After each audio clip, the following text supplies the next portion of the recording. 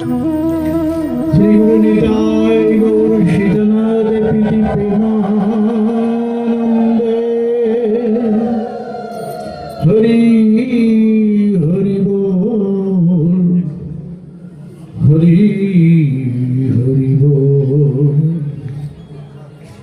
কলির পাবন অবতার শ্রীমান মহাপ্রভুর বিশেষ করুণায় গৃহস্বামীর মহা আমন্ত্রণে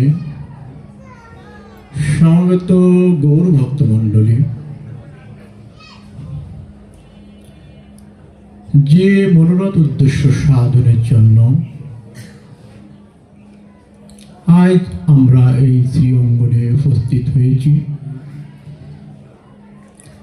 উদ্দেশ্য গৃহস্বামী তার পুরো পরিবার মিলে তাদের মা বিগত হয়েছেন বিনা রায় দাসী পারমাত্মিক কল্যাণের জন্য আয়োজিত আজকের ভুবনমঙ্গল মহানাম সংকীর্তন। মধ্যাহ্নকালীন মহাপ্রভুর ভোগরাজ অন্তে ওই মহাপ্রভুর উচ্ছিষ্ট প্রসাদ ওই আত্মার উদ্দেশ্যে তর্পণ, এরপর ভক্ত সেবা।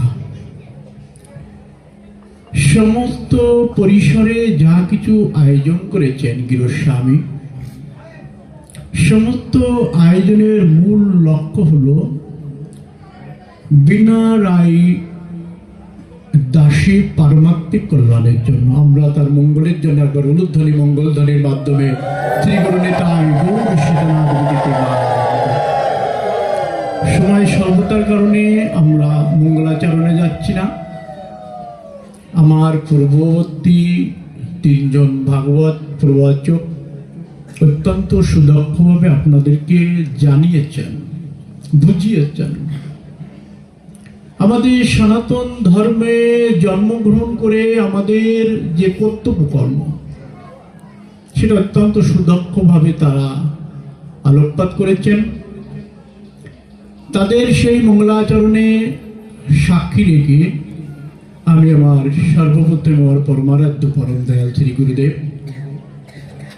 বৃন্দাবনস্থ 42 নম্বর কেশি ঘাটের কুলতিলক নিত্যলীলা প্রবিষ্ট শিল প্রভুপাদ নিতাই কিশোর আচার্যের পরম শিষ্য শিল প্রভুপাদ সেবানন্দ গোস্বামী, যিনি আমার দীক্ষাগুরু, এবং অপরূপ গৌর কিশোর দাস বাবাজি মহারাজ, যিনি আমার শিক্ষাগুরু তুল্য, এই উভয় গুরুর চরণে চলচল কোটি প্রণাম জ্ঞাপন করি। আপনাদের মতো সাধু ভক্তের চরণে দিল্লি মাথায় ধারণ করে আমরা যৎসামান্য কিছু সময় সেই ভগবানের অপ্রাকৃত লীলা আচ্ছাদন করব। শ্রী গুরু নিতাই গৌর সীতানাথ প্রীতি প্রেমানন্দে হরি হরে কৃষ্ণ কৃষ্ণ কৃষ্ণ হরে হরে, হরে রাম রাম রাম হরে হরে। প্রণমিহ কলিযুগ সর্বযুগ সার, হরির নাম সংকীর্তন যাহাতে প্রচার, আপনি সবার প্রভু করেন উপদেশ। তাহলে মহাপ্রভু কলির পাবন অবতার, যিনি আমাদেরকে উপদেশ করছেন যে হরে কৃষ্ণ কৃষ্ণ কৃষ্ণ হরে হরে, হরে রাম রাম রাম হরে হরে। প্রভু বলে কহিলাম এই মহামন্ত্র, ইহা জপ গিয়া সবে করিয়া নির্বন্ধ, ইহা হইতে সর্বসিদ্ধি হইবে সবার, সর্বক্ষণ বলইতে বিধি নাহি আর। এই জন্য আমাদের বৈষ্ণব জগতের, গৌড়ীয় বৈষ্ণব জগতের যিনি মধ্যমণি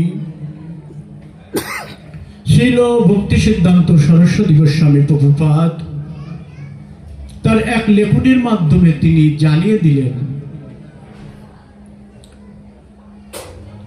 তিনি 4টা শব্দ ব্যবহার করেছিলেন, সেই 4টা শব্দের একটা গ্রন্থ রূপে প্রকাশিত হয়েছে।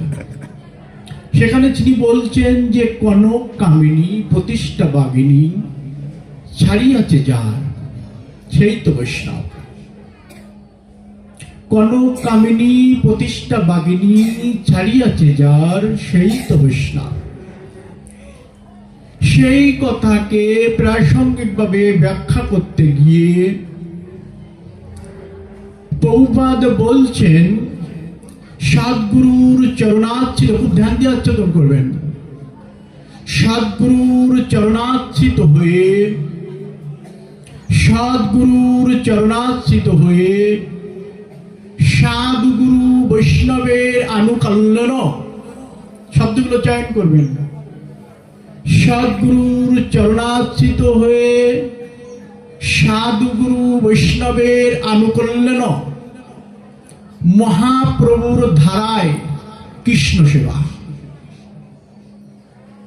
মহাপ্রভুর ধারায় কৃষ্ণ সেবা। আজকে যে অনুষ্ঠানটা হচ্ছে এটা কলির পাবন অবতার শ্রীমান মহাপ্রভুর ধারা। আর এই ধারা থেকে যদি আমরা বিচ্ছিত হয়ে যাই, বাবারা অনেক কথা বলেছেন, তো এই ধারা থেকে যদি আমরা বিচ্ছিত হয়ে যাই, তাহলে আমাদের প্রহ্লাদ মহারাজ বলেছিলেন 5 বছরের বালক দৈত্যকুল বালকদেরকে শিক্ষা দিচ্ছেন যে কুমার আচরিত প্রাজ্ঞ ধর্মান ও ভগবত নিয়ম দুর্লভ মনুষ্যং জন্ম তদপ্য ধ্রুব মত্থ দাম। এই মানব জন্মটা অত্যন্ত দুর্লভ, এটা আমরা বুঝি না, অনুভব করি না। কিন্তু দৈত্যরাজ কুলে জন্মগ্রহণ করলেন প্রহ্লাদ মহারাজ, বালক বয়স থেকে শিক্ষা দিচ্ছেন যে এই মানব জন্মটা হলো দুর্লভ মানব জন্ম। অনেক 84 লক্ষ জনি ভ্রমণ করিতে করিতে করিতে এই দুর্লভ মানব জন্ম। এই জন্য শাস্ত্র বলছে দুর্লভ মানব জন্ম লোভিয়া সংসারে কৃষ্ণ না ভজিন দুঃখ কহিব কাহারে। এই সংসার সংসার করে মিছে গেল কাল, লাভ না হইল শুধু ঘটিলই জঞ্জাল। শ্মশানে শরীর মম পড়িয়া রহিবে, কীট পতঙ্গ তাহা বিহার করিবে। শ্রীগাল কুকুর সব আনন্দিত হয়ে মহোৎসব করিবে আমার এই দেহ লয়। তাহলে এই দেহের তো এই গতি, তাহলে নো ভ্যালুয়েশন, এই দেহের কোনো ভ্যালু নাই।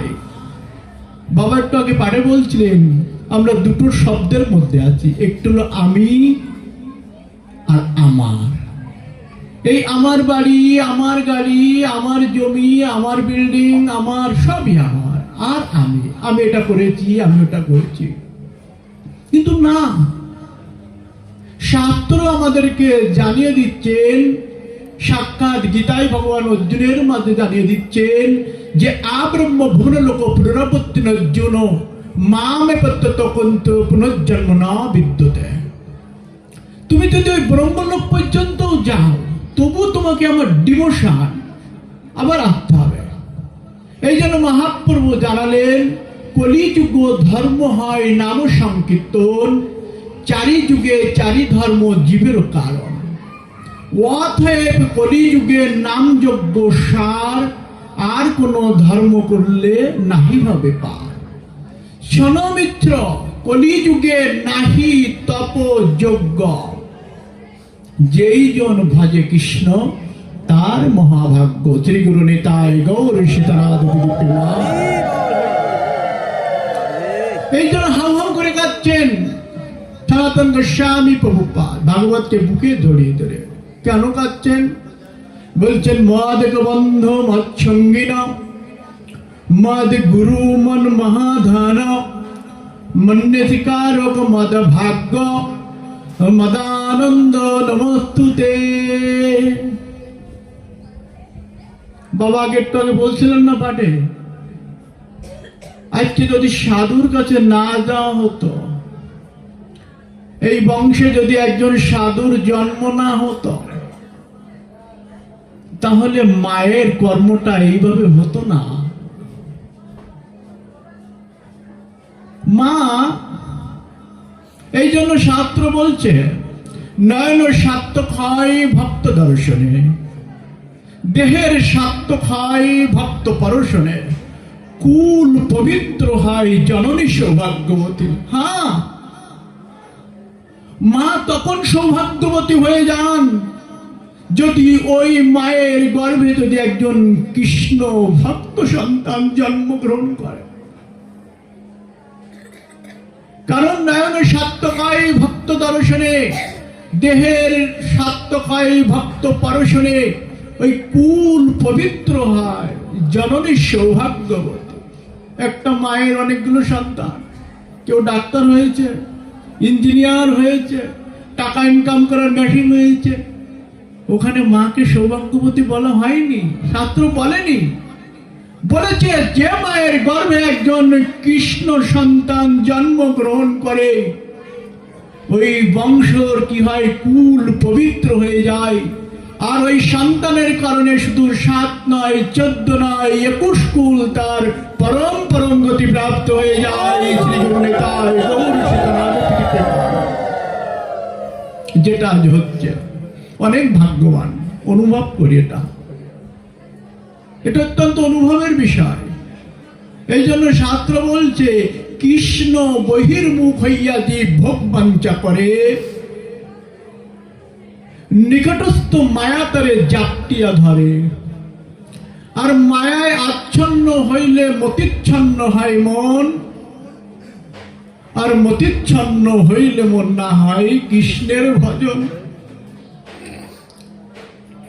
এই জন্য নরোত্তম দাস ঠাকুর আমাদেরকে সুন্দরভাবে জানিয়ে দিলেন যে অন্য অভিলাষ ছাড়ি জ্ঞান কর্ম পরিহরি, কায় মনে করিব ভজন।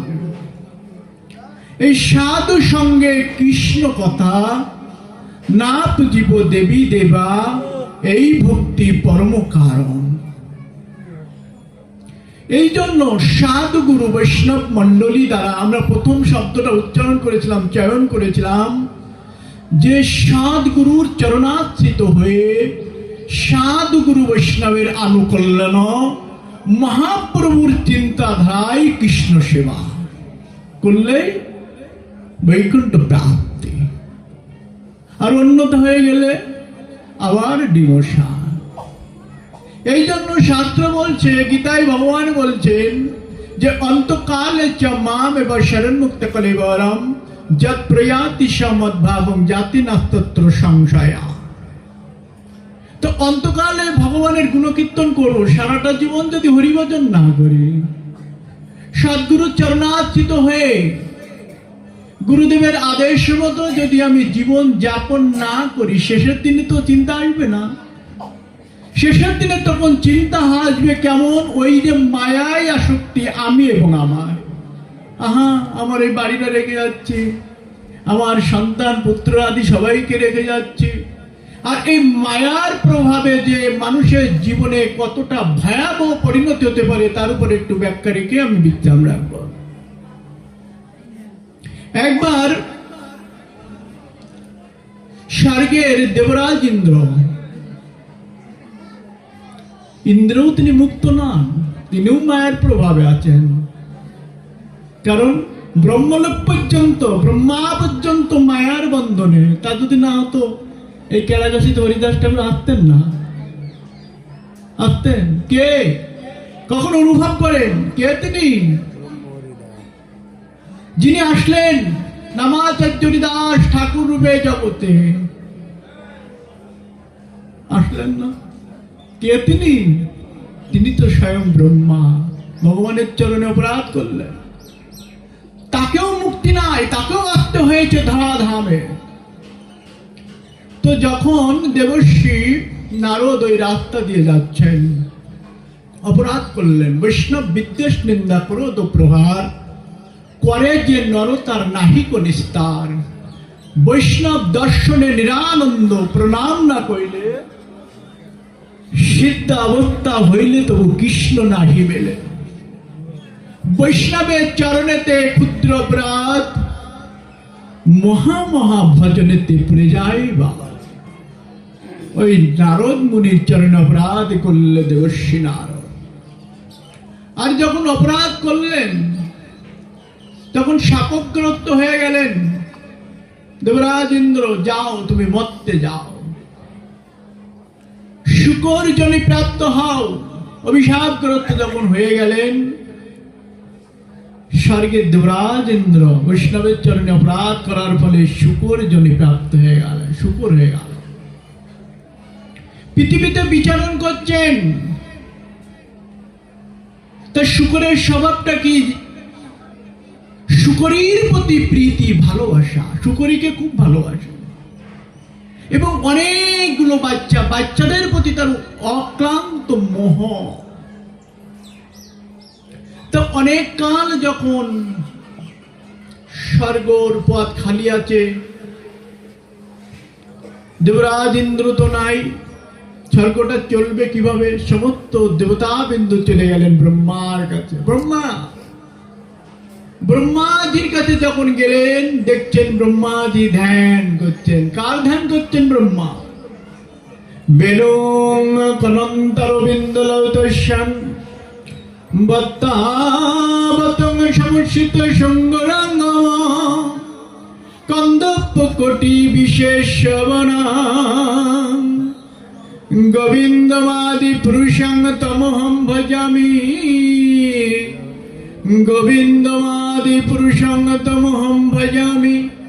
গোবিন্দমাদি পুরুষং তমহং ভজামি। অঙ্গানি যচ্ছ সকলেন্দ্র বৃত্তিবন্তি পশ্যন্তি পান্তি কলয়ন্তি চিন্ময় আনন্দ সমুজ্জ্বল বিগ্রহস্য। গোবিন্দমাদি পুরুষং তমহং ভজামি। গোবিন্দমাদি পুরুষং তমহং ভজামি। গোবিন্দমাদি পুরুষং তমহং ভজামি। সাক্ষাৎ ব্রহ্মা পর্যন্ত, হে গোবিন্দ আমি তোমার ভজনা করি। ভজনানন্দ বিভোর হয়ে আছেন চতুর্মুখ ব্রহ্মা। চোখ দিয়ে নয়ন দিয়ে বাড়ি বচ্চন হচ্ছে, দেবতা বিন্দু দর্শন করছেন। ওই দেবতা বিন্দু ব্রহ্মাজিকে ওই রকম রূপ দর্শন করে ক্রন্দন করছেন, হে প্রভু তোমরা, আমরা এই যে স্বর্গের দেবতা বৃন্দ আছি না, এই দেবতা বৃন্দকেও তুমি একবার মানব জন্ম দান করো। কারণ এই 14 ভুবনের মধ্যে তোমার চরণে যাওয়ার একটাই জায়গা এই পৃথিবী, এবং এই পৃথিবী মণ্ডলের মধ্যে যদি আমি মানব জন্ম লাভ করতে পারি, তাহলে তোমার এই ভজনানন্দে বিভোর হয়ে তোমার চরণে নিজকে সমর্পণ করে তোমার গতি প্রাপ্ত হতে পারবো। শ্রী গুরু নিতাই গৌর সীতানাথ। ব্রহ্মা তাকিয়ে দেখছেন, ধ্যান ভঙ্গ করে তাকিয়ে দেখছেন, সম্মুখে দেবগণ দাঁড়িয়ে আছেন। কি হেতু আগমন? প্রভু আমাদের স্বর্গের যে দেবরাজ ইন্দ্র, তিনি তো তার শপথে নাই, অনেক কাল তো পড়ে আছে, তাহলে এই স্বর্গের রক্ষণাবেক্ষণটা কিভাবে হবে? ব্রহ্মা ধ্যানাবৃত্ত হলেন, ধ্যানে জানতে পারলেন যিনি এই ইন্দ্র পদে আছেন, দেবরাজ ইন্দ্র, তিনি এই মত্তভূমিতে কোথাও এক জায়গায় শুকর রূপে বিচরণ করছেন। ব্রহ্মার করুণা হয়ে গেল। সৃষ্টিকর্তা ব্রহ্মা তো করুণা হয়ে গেল। আমরা ভাবি না আমাদের জীবনের কথা, আমাদের পিতামাতার পারমাত্মিক কল্যাণটা কি হবে, আমাদের গতিটা কি হবে। আমরা কখনো শয়ন করে যদি আজকে আপনারা একাডেমিক ভাবে শিক্ষা গ্রহণ করবেন, যখন রাত্রে ঘুমাবেন, ঘুমানোর আগে একবার চিন্তা করবেন, আহা, শ্রী গুরু নিতাই গৌর সীতানাথ প্রীতি প্রেমানন্দে, যে আমি কে আর আমি কেন বা এখানে এলাম আর আমি কোথায় যাব। এই তিনটা প্রশ্ন, যে আসলে আমি কে। এই যে কুটিরের মধ্যে, বিল্ডিং এর মধ্যে আমি আছি, এটা কি আমি? আর আমি যে পৃথিবীতে এলাম বটে, সেটা আমার কি কর্তব্য, কি করা কর্তব্য, এবং শেষের দিনে আমি কোথায় যাব। যখন ব্রহ্মা জানতে পারলেন, শ্রী গুরু নিতাই গৌর সীতানাথ প্রীতি প্রেমানন্দে, হরি বল। আমি অল্প সময়ের বাবা এসছেন, অল্প সময়ের মধ্যে আমাদের সময়টাও কম, তারপরেও আপনাদের ধৈর্য অনেক। যাই হোক, ব্রহ্মা তখন ধ্যানাবিশিষ্ট হয়ে জানতে পারলেন যে স্বয়ং ইন্দ্রদেব তিনি শূকর রূপ ধারণ করে পৃথিবীতে বিচরণ করছেন। তো তখন ব্রহ্মা সেখানে আসলেন। ব্রহ্মা কি জন্য আসলেন? এই স্বর্গকে আবার পুনরুদ্ধার করার জন্য। কারণ যতক্ষণ পর্যন্ত ইন্দ্রপদে ইন্দ্র না যাবেন, অর্থাৎ এই রাজ্যের যদি রাজা না থাকে, রাজ্য চলবে? চলবে না। তখন কি হলো, ব্রহ্মা এসে জানতে পারলেন, দেখতে পেলেন যে ওই স্বয়ং দেবরাজ ইন্দ্র তিনি শূকর রূপ ধারণ করে শূকরীকে সঙ্গে নিয়ে, আমি বলেছিলাম কৃষ্ণ বহির্মুখ হইয়া জীব ভোগ বাঞ্ছা করে, নিকটস্থ মায়াতারে জাপটিয়া ধরে। আর মায়ায় আচ্ছন্ন হইলে মতিচ্ছন্ন হয় মন, আর মতিচ্ছন্ন হইলে মন না হয় কৃষ্ণের ভজন। তো এত শূকরীর প্রতি মোহ, ব্রহ্মাজি ডাকছেন, শোনো, তুমি তো দেবরাজ ইন্দ্র। তো দেখবেন আমাদের জগৎ সংসারে এমনও লোক আছেন যারা সাধুদেরকে দেখলেই মুখ ছিটায়, ভণ্ড কোথাকার। কিন্তু শাস্ত্র বলছে, বৈষ্ণব বিদ্বেষ নিন্দা করো দো প্রহার, করে যে নর তার নাহিক নিস্তার। বৈষ্ণব দর্শনে নিরানন্দ, প্রণাম না কইলে সিদ্ধাবত্তা হইলে তবু কৃষ্ণ নাহি মেলে। বৈষ্ণবের চরণেতে ক্ষুদ্র অপরাধ, মহা মহা ভজনেতে পড়ে যায় বাদ। এই জন্য সাধু সাবধান। বারবার শাস্ত্র আমাদেরকে সতর্কবাণী করছে, সাধু সাবধান, সাবধান হতে হবে। কারণ পৃথিবীর সমস্ত তীর্থ পরিভ্রমণ করলে যে ফল লাভ হয়, একজন নিত্য শুদ্ধ সত্যময় ভোগ স্পৃহা শূন্য একজন সাধুকে দর্শন করলে সেই ফল লাভ হয়। শ্রী গুরু নিতাই গৌর সীতানাথ প্রীতি প্রেমানন্দে। যেখানে হয় হরির নাম সংকীর্তন, সেই তো নিত্য নবদ্বীপ, সেই তো বৃন্দাবন। আজকে যে মায়ের উদ্দেশ্যে এই মহাপ্রভু মধ্যাহ্নকালীন ভোগ হচ্ছে, ওই প্রসাদ তর্পণ হবে ওই আত্মার উদ্দেশ্যে। যেখানে যেখানে সাধুগণ উপস্থিত হন, সেই স্থানটা ধামে পরিণত হয়। আজকে এই যে জায়গাটা আমরা এসেছি না, এখানে ধাম, অন্তত আজকের জন্য। তো ব্রহ্মাজি বলছেন, এই শোনো, তুমি তো স্বয়ং দেবরাজ ইন্দ্র, কিন্তু এই যে স্বভাব মায়ায় আচ্ছন্ন হয়েছে, তো বৈষ্ণবকে আর সম্মানাদি করলো না। শূকরের স্বভাবটা ঘোপ ঘোপ করে তাড়িয়ে যায় না, ওই রকম তাহলে ব্রহ্মা চলে গেলেন, ছুটে চলে গেলেন অনেক দূরে, যে বাবারে বাবা, ওর হাতে তো বাঁচার দরকার। কিন্তু ব্রহ্মা ধ্যানাবিষ্ট হলেন, আচ্ছা ওকে তো মুক্তি দিতে হবে। সাধু গরু বৈষ্ণবের লক্ষণটা কি? কে বলেছিলেন? গর্গাচার্য মুনিকে বলেছিলেন। কে বলেছিলেন? নন্দ মহারাজ সাক্ষাৎ যখন গর্গাচার্য গিয়েছিলেন, তখন বলেছিলেন যে প্রভু,